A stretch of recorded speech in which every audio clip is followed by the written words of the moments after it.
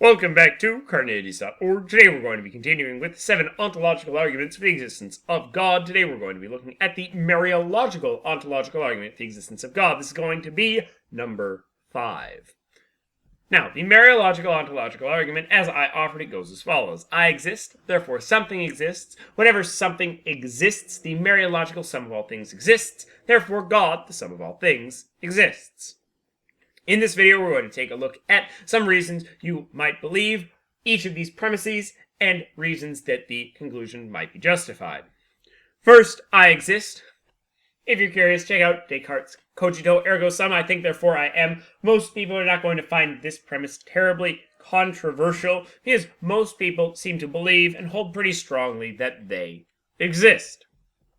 Premise 2, something exists, that's going to be existential generalization from premise 1. That's just a rule of logic. It's going to be featured in the final 10 days of the 100 Days of Logic. Premise 3, wherever something exists, the Mereological sum of all things exists. This is interesting. If you want to check out my video on Mereology for more information, you should. But if not, this is just a composition principle in Mereology, that there is always a Mereological sum of any 2 or more parts. So, there's always going to be a sum of all things.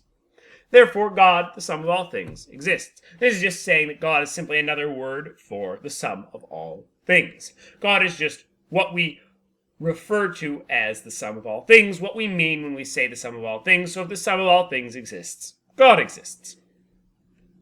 That was the Mereological Ontological Argument for the existence of God. If you were a little confused by it, like I said, check out my video on the basics of Mereology. Next up, we're going to be doing some objections to that argument, followed by the religious experience argument and the higher order ontological argument for the existence of God.